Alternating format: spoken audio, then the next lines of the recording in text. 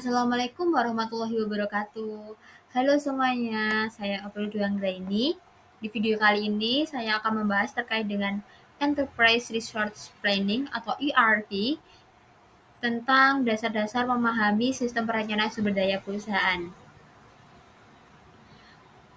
Pada materi kali ini berisi terkait dengan munculnya sistem perencanaan sumber daya perusahaan, yang kedua manfaat bisnis dari ERP, yang ketiga modul ERP, dan yang keempat adalah alternatif desain ERP. Nah, untuk materi yang pertama yaitu munculnya sistem perencanaan sumber daya perusahaan. Jadi dalam beberapa tahun terakhir banyak organisasi yang memulai sistem Enterprise Resource Planning ini atau ERP. Pasar ERP ini merupakan salah satu pasar yang tumbuh paling cepat dalam industri perangkat lunak. Sistem perencanaan sumber daya perusahaan atau ERP ini merupakan sebuah investasi yang besar. Data operasional daring dan waktu nyata yang disediakan sistem ERP ini memungkinkan manajer untuk membuat keputusan yang lebih baik dan meningkatkan respons terhadap kebutuhan pelanggan. Apa sih ERP itu? Jadi, sistem ERP adalah perangkat lunak yang digunakan untuk mengelola data perusahaan. Sistem ERP ini membantu organisasi menangani rantai pasokan, penerimaan, manajemen inventaris, manajemen pesanan pelanggan, perencanaan produksi, pengiriman, akuntansi, manajemen sumber daya manusia, dan juga fungsi bisnis lainnya. Sistem ERP ini menyediakan basis data perusahaan, tempat semua transaksi bisnis dimasukkan, diproses, dipantau, dan dilaporkan. Salah satu masalah paling menantang terkait dengan sistem ERP ini adalah bahwa perangkat lunak tersebut memaksakan proses pada organisasi yang menerapkannya. Kesalahan terbesar yang dilakukan dalam penerapan ERP, terutama dalam lingkungan manufaktur, adalah mendesain ulang sistem baru agar dapat bekerja di lingkungan yang lama.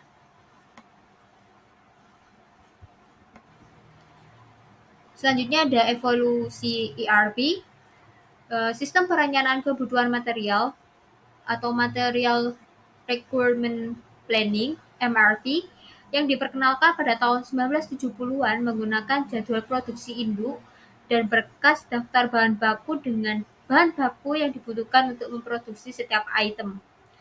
Kemudian, sistem MRP ini disempurnakan dengan menambahkan alat untuk perencanaan penjualan, pemrosesan pesanan pelanggan, dan juga perencanaan kapasitas kasar yang memberikan masukan ke dalam penjadwalan produksi yang dikenal sebagai closed loop MRP.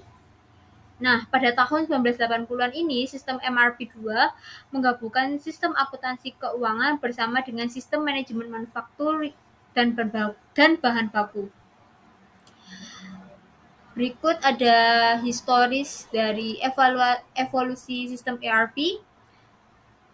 Yang pertama ada titik pemesanan ulang. Berikut ada evolusi ERP. Di sini ada historis terkait evolusi sistem ERP. Yang pertama ada sistem pemesanan ulang. Itu terjadi pada tahun 1960-an dengan tujuan menggunakan data historis untuk memperkirakan permintaan inventaris di masa yang akan mendatang ketika suatu item berada di bawah harga yang telah ditentukan, inventaris tambahan dipesan. Nah, sistemnya dirancang untuk mengelola produksi volume tinggi dari beberapa produk dengan permintaan konstan dan berfokus pada berdasarkan biaya. Yang kedua ada MRP, Material Requirement Planning. Ini pada tahun 1970-an dengan tujuan menawarkan berdasarkan permintaan pendekatan untuk perencanaan pembuatan produk dan pemesanan inventaris. Dengan sistem yang berfokus pada pemasaran, penekanan yang lebih besar pada integrasi produksi dan juga perencanaan. Yang ketiga ada manufaktur perencanaan sumber daya sistem. Yang ketiga ada Manufacturing Research Planning MRP2 System. Ini pada tahun 1980-an dengan tujuan perencanaan kapasitas tambahan dapat menjadwalkan dan memantau pelaksanaan rencana produksi dengan sistem yang berfokus pada kualitas, strategi manufaktur berfokus pada kontrol proses, mengurangi biaya overhead, dan juga pelaporan biaya terperinci. Yang keempat ada MRP2 dengan manufaktur eksekusi sistem. Ini pada tahun 1990-an dengan tujuan memberikan kemampuan untuk menyesuaikan jadwal produksi untuk memenuhi kebutuhan pelanggan, memberikan umpan balik tambahan sehubungan dengan aktivitasnya. Selanjutnya yang keempat ada MRP2 dengan manufaktur eksekusi sistem.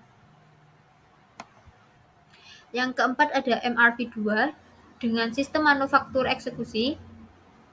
Ini pada tahun 1990-an dengan tujuan memberikan kemampuan untuk menyesuaikan jadwal produksi untuk memenuhi kebutuhan pelanggan, memberikan umpan balik tambahan sehubungan dengan aktivitasnya.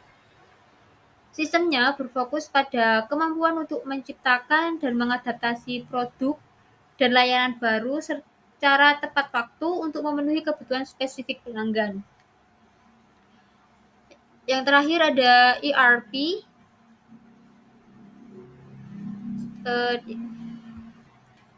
Yang terakhir ada sistem ERP.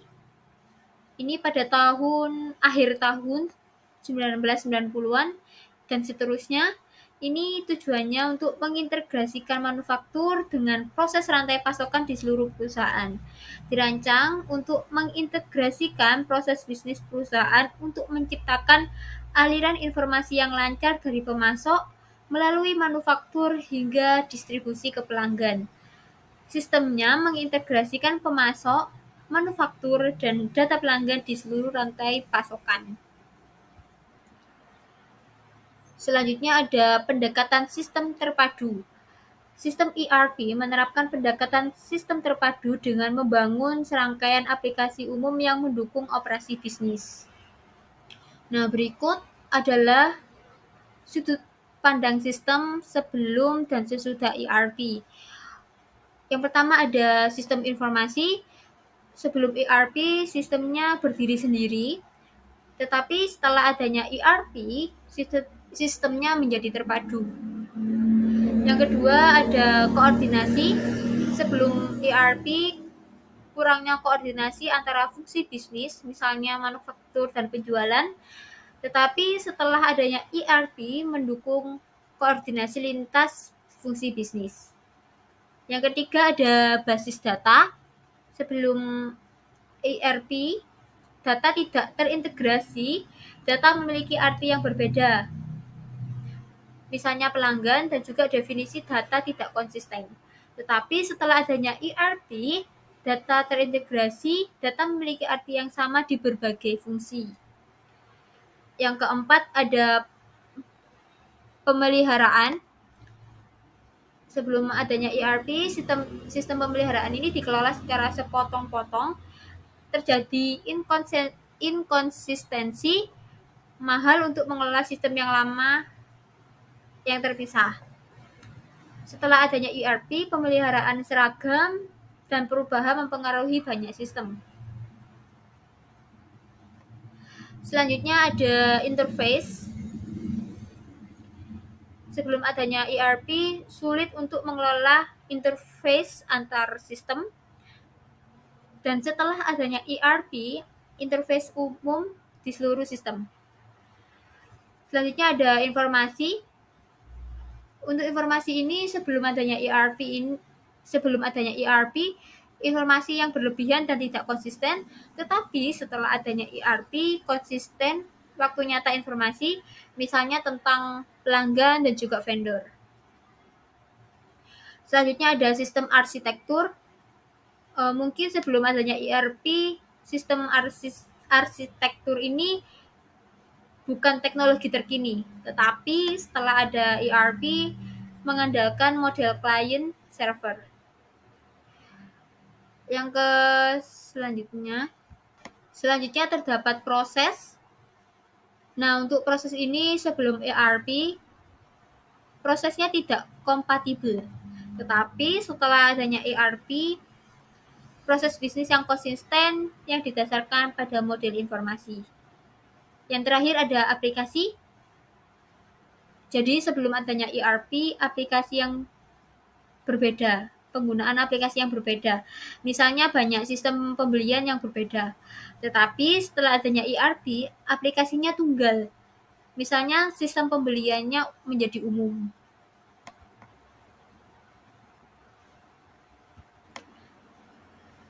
Nah, untuk materi yang kedua itu terkait dengan manfaat bisnis ERP. Sistem ERP ini dirancang untuk memberikan manfaat bisnis dalam penjualan dan distribusi, manufaktur, penghitungan biaya, layanan lapangan, dan juga akuntansi.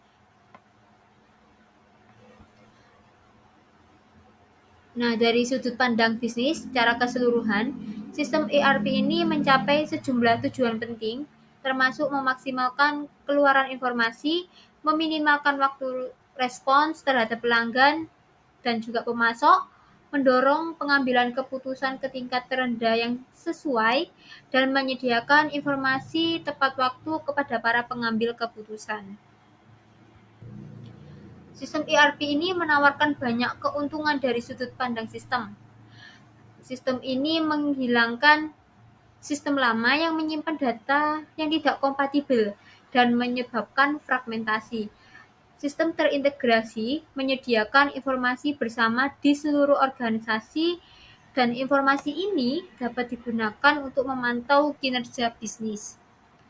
Selain itu, sistem ERP ini merupakan fondasi bagi e-bisnis karena menyediakan fungsi back office yang memungkinkan pelanggan untuk memesan dan melacak pesanan melalui web.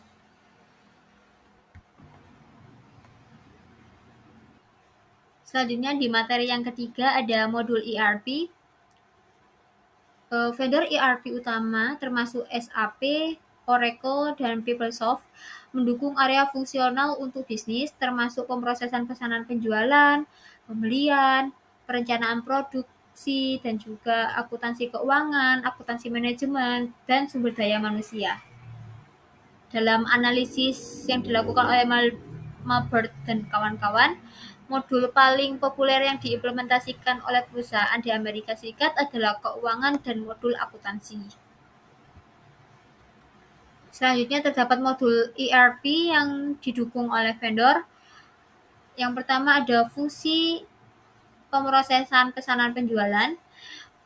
Modul yang didukung oleh SAP yaitu penjualan dan distribusi. Kemudian Oracle mendukung modul pemasaran penjualan rantai pasokan. Untuk PeopleSoft mendukung modul supply chain atau pengelolaan rantai pasokan. Yang kedua ada fungsi pembelian, di mana SAP ini mendukung modul terkait dengan bahan manajemen atau materials management. Oracle mendukung pengadaan. Dan untuk PeopleSoft mendukung hubungan pemasok pengelolaan atau supplier relationship management. Yang ketiga ada fungsi perencanaan produksi. Untuk SAP, modul yang didukung adalah perencanaan produksi. Untuk Oracle, modul yang didukung adalah manufaktur. Dan untuk PeopleSoft tidak ada. Yang ke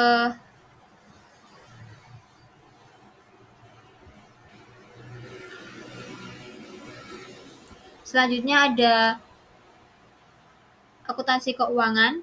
Untuk SAP, modul yang didukung adalah akuntansi keuangan, Oracle adalah keuangan, dan PeopleSoft adalah financial management system atau sistem manajemen keuangan. Selanjutnya ada fungsi manajemen accounting, pengelolaan akuntansi. Untuk SAP ini modul yang didukung adalah pengendalian, dan Oracle, PeopleSoft tidak ada. Selanjutnya ada sumber daya manusia. Untuk SAP ini sumber daya manusia atau human resource. Oracle juga sama, human resource, dan juga PeopleSoft ini sumber daya manusia, pengelolaan sumber daya manusia atau human capital management.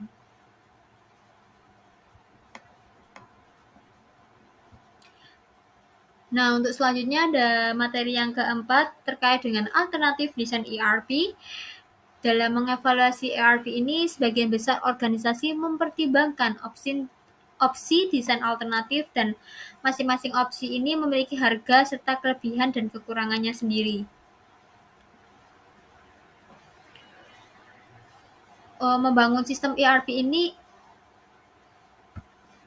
selanjutnya untuk membangun sistem ERP internal merupakan alternatif yang paling memakan waktu dan mahal dan menimbulkan resiko yang cukup besar. Keuntungan dari pendekatan ini adalah bahwa organisasi dapat membangun sistem perangkat lunak berdasarkan proses uniknya sendiri, dan perangkat lunaknya tidak akan dibagikan kepada para pesaingnya seperti pada alternatif ERP biasa. Nah, untuk alternatif lain adalah mempertahankan sistem lama yang ada. Masalah dengan pendekatan ini adalah organisasi dapat menempatkan dirinya dalam posisi yang kurang menguntungkan dikarenakan tidak memiliki sistem ERP saat pesaingnya memilikinya. Sistem ERP ini dibangun berdasarkan rekayasa ulang proses bisnis di sekitar dan juga memberikan keuntungan berupa integrasi dan standarisasi data. Dengan menerapkan sistem ERP ini, organisasi dapat bersaing dengan pesaingnya. Nah, untuk selanjutnya adalah bagian terakhir dari materi kali ini, yaitu kesimpulan. Jadi kesimpulan dari materi yang telah disampaikan adalah tujuan dari perusahaan untuk menerapkan sistem ERP adalah untuk meningkatkan efisiensi dan efektivitas operasional. Dengan ERP ini, perusahaan berharap bisa mendapatkan akses data yang lebih cepat dan akurat, mempercepat proses bisnis, mengurangi biaya, dan meningkatkan kualitas pengambilan keputusan. Sekian materi yang dapat saya sampaikan di video kali ini. Sekian dan terima kasih. Wassalamualaikum warahmatullahi wabarakatuh.